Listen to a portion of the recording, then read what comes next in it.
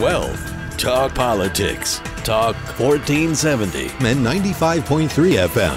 WNN. The opinions expressed on the following sponsored program are strictly those of the host, guests, and callers, and not necessarily those of this station, its staff, management, or sponsors. Are you a woman in business? Are you looking to join the growing ranks of female entrepreneurs taking over the world? You've come to the right place. On Babes in Business, we'll be covering all things business from the female perspective and giving you the tools to empower you on your journey. So now, let's get ready to be empowered on Babes in Business.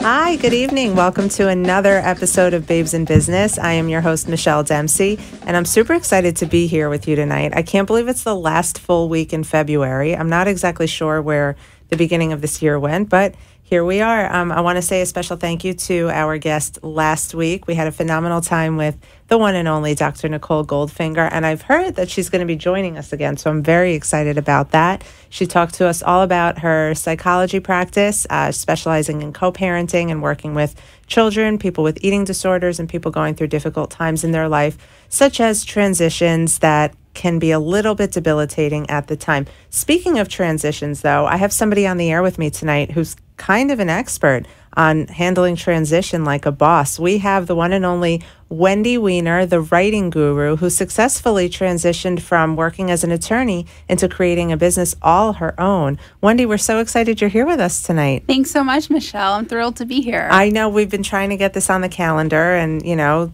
life is busy and things get in the way, but here you are.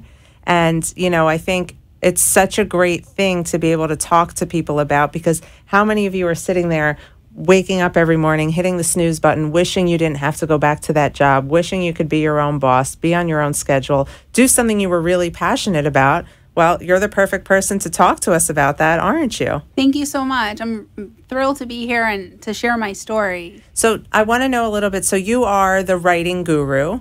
Yes. Which, so am I. That's just not my business name. I'm just kidding. But you're writing in a different way. What is it that you're writing, and what is it that made you so passionate about the work that you do? Sure. So I should start off by saying that I started my business in 2010 as more of a professional editing, resume writing, and really a full service editing, writing company with also a focus on college admissions essays. And then the need for career coaching and resume writing services became more prevalent in our society, especially with LinkedIn coming out and other types of networking capabilities. And so I found that my true niche was in the resume writing. And I was always the person that people would go to when it came time to proofreading essays and resumes and cover letters. And so the name, The Writing Guru, is actually my parents' nickname for me. So it became the business name in 2010. That's really funny you say that. Very well written, my business. My grandma named it for me, because every time I would let her read something I wrote, she'd say, "Oh, you're very well written."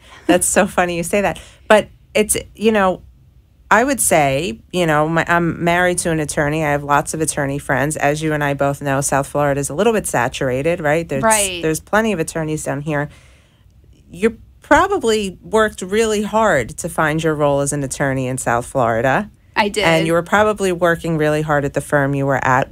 What was it like to have that aha moment where you knew it was time to go? Because I know there's so many people out there sitting on the fence, not really quite sure when to take the leap. I myself was that person at one point. What was that like for you? Sure. So for me, I guess I should start back in 2004 when I graduated from law school, passed the bar, got admitted. I began also simultaneously teaching college writing classes because writing was just something that I always enjoyed doing. I mean, my parents still have a binder of poems that I wrote and short stories that I wrote growing up. So for me, writing was just something that I was always passionate about and I always loved. And so I actually chased the money coming out of law school. I went and started working at a big law firm that had 400 plus lawyers across the country called Adorno and Yas, which is no longer in existence in the country. It actually folded probably about 2008, 2009 when I left. And what I found was that... Because you left, they had to shut their doors. No, one of the partners was actually investigated. Been cool, you know. And so I found that I moved around a lot from firm to firm, you know, whether it was big firm, mid-sized firm, small firm, and just really couldn't find my way. And what I found was that for me, it was more so the contentious nature. I did insurance defense litigation, which litigation by itself is every day threatening to file a motion to compel against someone or threatening to file sanctions against them and constantly bickering and arguing. And so I found that what it did was it actually made me a very negative person. And I'm not a negative person because I'm always smiling, always cheerful, I'm very happy-go-lucky. And so it really sucked the life out of me. Wow. And you hear that? When you feel the life is being sucked out of you, you're probably not in the right job. Yeah. And I was there. I was very, very good at what I did. I was great in court and great at taking depositions, and I wrote amazing appellate briefs, but there was something lacking. And what was lacking for me was the passion. I went in, I got my paycheck, I did what I had to do to make my billable hours, and then the shift happened when I went to go work in-house. That by far was the best job. So I always recommend to lawyers who are unhappy in law firms to go ahead and make the shift into working in the corporate world in terms of working for an organization as an in-house attorney. Right. Or even going and working for the government, because the quality of life is so much better than working at a firm and billing hour after hour every day. And isn't there a giant difference in pay, though? For me, no, because I went to work for a Fortune 200 company and I was offered a 6-figure salary with a company car and a 401k and a merit bonus every year. And right. It really, for me, it wasn't about the money. I actually really liked the job that I was doing. I felt passionate about it. In fact, one of my memories on Facebook recently came up, and 8 months into it, I was absolutely loving it. But then there was a shift. And what happened for me was I learned about the resume writing industry in 2013, because what I felt, and a lot of lawyers feel this way, is the pressure of not just the billable hours, but the law school loans, and you come out owing $100,000+ a year, and you have to keep earning the big paycheck in order to pay off your debt, and you start accruing credit card debt. And it just seemed for me no way out. So initially, when I started my business, it was part-time. It was to have extra money to pay off debt. And I never really imagined that it could be something full-time for me. And so it wasn't until 2013 when I learned about the resume writing industry, and I went to the National Resume Writers Conference in early 2014 to really learn about the ins and outs of the industry and realize that this is what I belong doing. Right. And so what I found myself... Isn't that moment the best? It was an eye-opening moment. And I'm the kind of person where I'm not afraid of anything. If I believe in something strongly, I'll go for it. I actually ran 2 marathons back-to-back in 2011 and 2013. I ran New York and then Chicago, and I completely transformed my life. And so I think that became the pivotal moment for me to actually go forward and conquer. And I decided, about 16 months into really working my business up on the side, that February 2015 was the right time for me to just make the leap, get out of practicing law. Wow, so this was last year. Well, 2 years now. Mm-hmm. 2 years ago, I made the leap. I had the business part-time. I was sitting during my lunch breaks, answering calls from clients, doing consultation calls on the road home. I was working 60+ hours a week as a lawyer, and then another 30+ hours a week at night on the weekend. So I was literally working 100 hours a week to try to build the business up to where I left myself sort of a cushion that if I left practicing law, I knew that I had a cushion of savings that I could live off of while I was still trying to build a business. Very smart strategy. Mm-hmm. It's interesting. I did something similar, and I really respect, the moving forward and pushing forth with your goals and your dreams, very important. But there always has to be a strategy in place. A lot of times you leap without looking and you fall flat on your face. But if you take that safety net with you, like I did the same thing. I was still in the job that was making me super unhappy, with the career I had studied for and gotten 2 master's degrees in. So I felt a little guilty leaving. So I was building up a writing career on the side, seeing if I could really do it before I actually took the leap. And right. I think that putting that strategy in place is essentially what gave you more confidence and probably made you more successful, because you already went into your business knowing that you had legs to stand on. Right, I did. And I mean, I waited until the right time. I was already starting to get published in various publications, and I knew where I was going to be and what I needed to do. I had already kind of built up my own business plan and business model of where I wanted to go next. So for me, the leap didn't seem so great, other than the fact that it was a domino effect from one publication into the next. I hear you. I did the same thing. That's a lot of similarities. That's interesting. So give me you are the writing guru. You're a career expert. I know you have multiple acronyms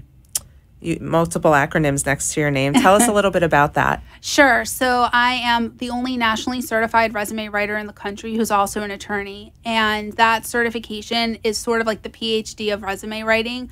At the time, there was only 42 other nationally certified resume writers. Now there's a little over 50. I'm also a CPRW certified professional resume writer, and I have 2 career coaching certifications, because what I found is that there were a lot of lawyers coming to me and saying, hey, I want to get out of the practice of law. I can imagine. And so I was doing career coaching along the way, and I said, well, you know what? I want to do different types of assessments and different types of strategies, so I'm going to go ahead and get certified in that. I think it seems like there's no stopping you. And I know every day I go on Facebook and I see you've been published somewhere else or you're doing something new. And I admire that, because I'm the same way. I feel, we're all out there just trying to get ahead, and you have to really put the muscle behind it and in order to see something happen. So, when people say, like, how do you do it all? You leave yourself no choice, right? Right, of course. I mean, for me, failure wasn't an option. So I wake up every day, and because I'm a one-woman show, my life is very different than most resume writing businesses. So I should say that most businesses in the careers industry are built sort of like a shell, where there's one expert who owns the company and then has a couple of subcontractors, and they farm out the work, and what they do is really just kind of oversee the operations. But my business model, what I wanted for myself, was totally different, because when people call me, they want to speak to the writing guru. They want to speak to the career expert. And in my case, because I'm an attorney, I get a lot of high-level professionals who, because of my credibility and authority and trust, they want to work directly with me. They don't want to speak to a virtual assistant. They don't want to speak to a subcontractor. So one thing that people really appreciate is the fact that I'm very responsive, and they're never going to get handed off to someone else who may not be me. Wow. Well, it seems like you've definitely got your hands full then. I want to talk more about that. We're going to break, but before we do, can you please tell us where we can find you? Sure. www.writingguru.net, or you can find me on LinkedIn, Wendy Weiner. Okay. She's Wendy Weiner. I'm Michelle Dempsey. Join us after the break for more.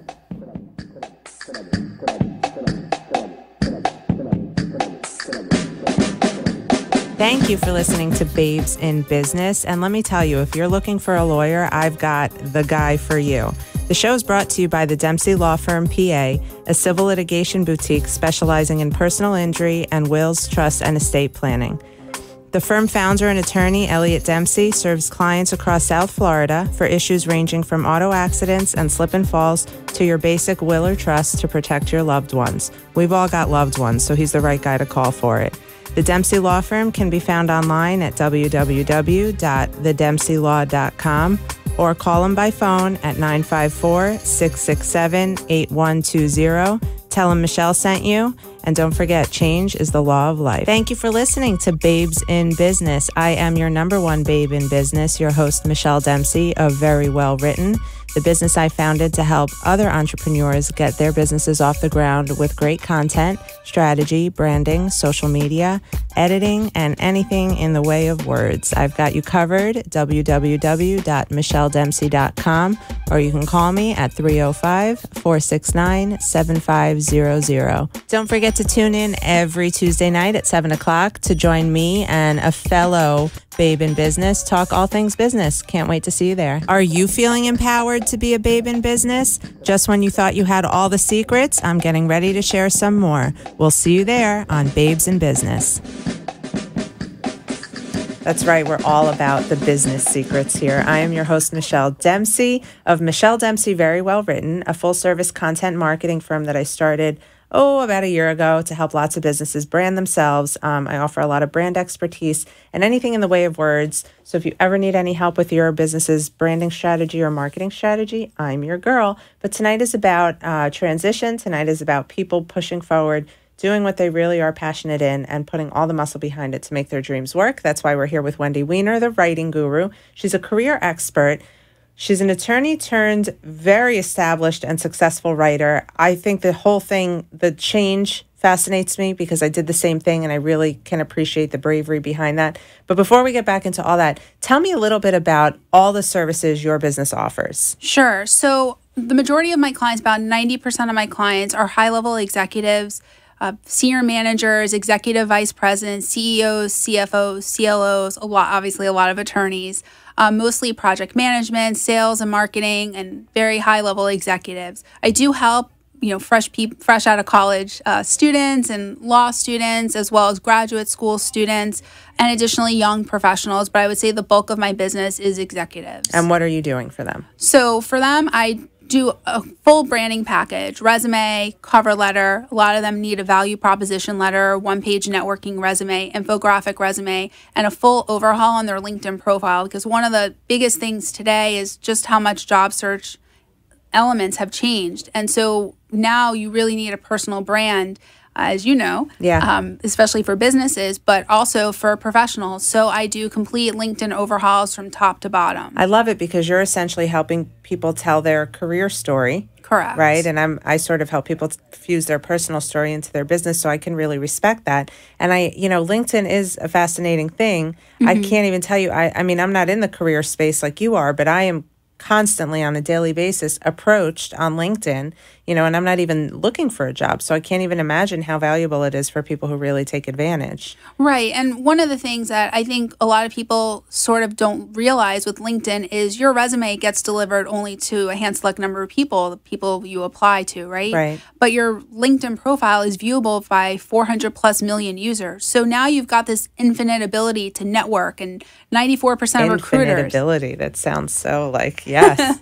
I mean, you can find you can find new clients on there. For me, I can network with recruiters and other career coaches and professionals. And so I really find LinkedIn to sort of be an amazing arena for not just job seekers, but for business owners and business professionals as well. Now, when you were, still at the law firm building up your business, did you ever know that it was going to take all the different, kind of became like an octopus? You have your hands in a lot of different things. Was that your intention, or were you really just focused on the resume at that point and then learned all the other aspects that should come into play with it?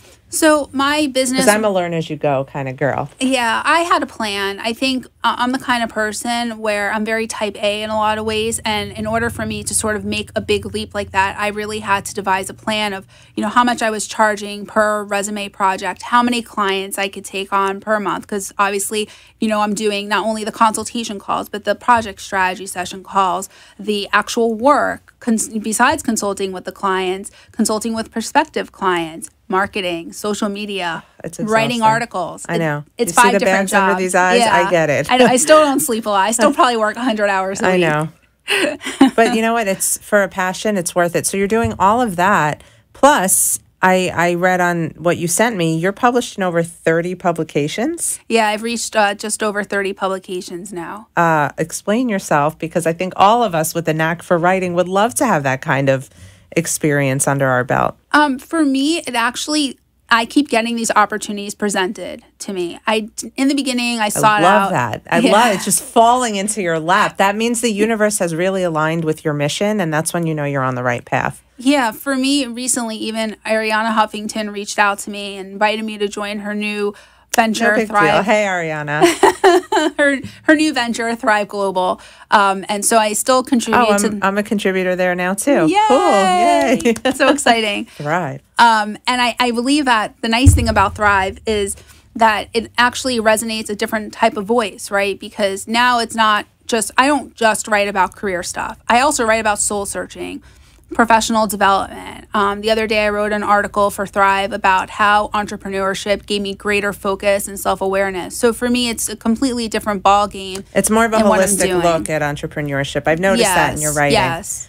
You also wrote something this week that I read that was awesome about negotiating salary. Yes, I did. And it's interesting because I went to go look at it to see if anything had been updated, because sometimes the Huffington Post editors like to update things. And then I began to realize it looked a little different. So I logged into the Athena platform, as you know, and then all of a sudden I saw that my item was published. And so I was like, wow, that is so neat that it was published, because it not only was it published, but it was promoted. So as you know, one of the great things about the Huffington Post is you can self-publish, but it doesn't mean that it's going to be indexed in Google unless their editors select it. Right. So I was really impressed. I'm still on the old platform, which everything I publish does get indexed in Google. But then, of course, there's always, I'll sit there refreshing all day, hoping I make it to the main page. I publish everything to the women's section. So interesting. A few times I had made it to the main page, and for me, that was like, I I might as well have won a Grammy. Right, It's right. like, it's like the best feeling in the world as a writer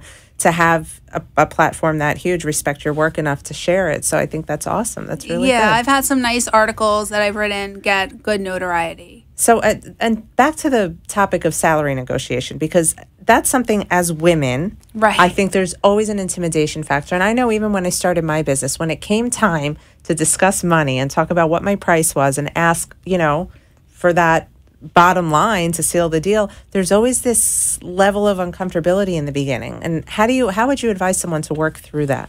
So whether you're setting prices for your business or job seeking, what you really have to think about is what value are you providing to someone, right? So what we do is a very unique personalized service and branding and marketing and that type of work. And so you really have to think about, what are your competitors charging? What's the fair market value, right? And also, example, what competitor companies are paying someone at your level, caliber of experience. Right. And you need to go in there with your research and provide a range. Because if you give an exact number, let's say your target number is $70,000, and you say $70,000 to $80,000, you sound a lot more reasonable. But you don't want to give a number that's so astronomical that you're going to outbid yourself. Right. So my recommendation always is to try to get the employer to actually provide you with the job offer number first, because then the ball is in your court to actually provide the counter offer. So there's a lot of very power psychological. There's a lot of power in the counter offer. But in terms of price setting for the business, I don't negotiate. I actually have my prices on my website. It's sort of a take it or leave it. Sometimes if someone's in between career levels, so let's say they're technically a high level professional, but they are sort of at the lower end in their terms of years of experience, I may drop them to the next level. But what happens if they're technically a mid-level professional aspiring to be a high-level professional, I may bump them up.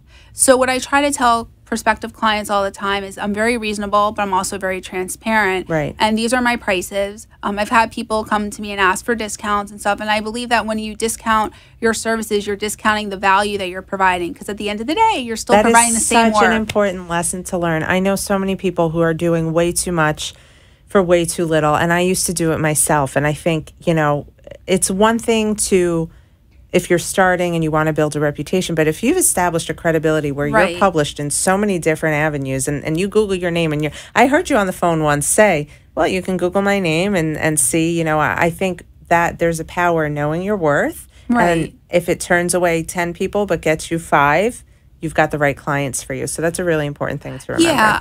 I waited to raise my prices to a certain point at when I was very credible. So it wasn't for me about the resume certifications or how many certifications I have, because everyone in the career space who is actually very involved in the industry is going to have a few certifications. Right. Really, for me, it was about the notoriety, the publicity that I had. There was one article where it was top 10 resume experts we love, and I got put in the #1 slot. So being ranked the #1 resume expert from that magazine article was a lot of credibility for me, and different awards and things like that along the way. That's amazing. Thank you. That's like another Grammy-winning moment for somebody in your industry. We have a few minutes left, but you mentioned something in the break, how you used your law degree to get out of law. Yes. That's an interesting concept. I used my master's degree in education to get out of education, but I want to hear about you. Tell me about that. Sure. So I thought about this article that I wanted to write in the Huffington Post, sort of to share my story, because when I first went off doing this full time, and I would go to a lot of networking events in South Florida in 2015, the response rate that I got from a lot of people was, wait a minute, you left practicing law to write resumes, as if it was below me, as if what I was doing was being a janitor. You were crazy, right? Right. Like, why would I leave a stable career profession to go into writing people's resumes? And lo and behold, people didn't know the type of caliber of resumes or documents I was creating, the type of caliber of clientele that I work with. My average client earns over $150,000 a year, up to $1 million a year. So it just really depends on the clients that I'm working with at the time. But what I found was that there was a lot of goodness in what I was doing and the type of service I was providing, because what I was doing was helping people make their career dreams come true. And for a lot of my clients, I can really relate to them, having been trapped or felt trapped in a profession for 10 years, or over 10 years rather. And for me, it was just one of those things where I wanted to share my story with the world, to let other lawyers know that you don't have to be defined by the legal profession, that you don't necessarily have to go ahead and be working at a law firm, or you don't have to go and work for the government or work in-house. So you can go into executive management. You could be a recruiter. You could be a business analyst. There are so many non-practicing lawyers out there. And that's what I really want to do, is saying you can leverage this law degree, and it's so invaluable to the business world. Well, lo and behold, I didn't know at the time when I wrote this article how many thousands of lawyers it would resonate with. So what happened for me was it went viral. And I was getting hundreds of emails from unhappy lawyers. Your article, it really touched me. I want to connect with you. Maybe we could set up a call. And I was booking clients left and right who wanted out of the legal profession. So for me, it was sharing my story with the world and really making an impact on people who resonated with it. And that's where the magic is. When you have a passion behind what you're doing, there's obviously a story that drove that passion. And that's what I love to uncover with all the businesses that I work with, because that's essentially what's building your niche, what's building your brand, and what's solidifying you as somebody who's really done the work and put in the nitty gritty and the elbow grease to really make a name for yourself. So that story it's marketing like gold for me. And I think you know that too. We're just about out of time. We are so glad you joined us. Can you tell everybody one more time where we can find you? Sure. So you can go to www.writingguru.net. You can also find me on LinkedIn. You can find me on Twitter. Twitter is my favorite place to be. And also Instagram, The Writing Guru, and on Facebook, The Writing Guru. Well, this is my favorite place to be, but you can also find me on my website, michelledempsey.com, Facebook at Michelle D. Writes, Instagram, The Michelle Dempsey, or here next week with Dr. Nicole Goldfinger. Until then, keep it smart, keep it sassy, keep it successful, keep being a babe in business, and we love you for joining us. Have a great night.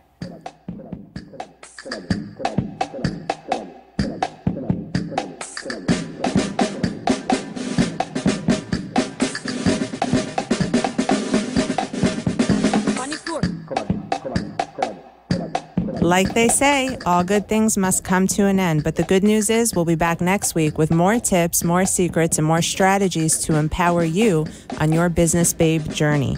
Did you like something you heard today, or would you like to join us on the show? Please contact me now at 305-469-7500 or visit me on the web at www.michelledempsey.com. I look forward to connecting with you and helping you become a babe in business. The opinions expressed on the preceding sponsored program were strictly those of its hosts, guests, and callers, and not necessarily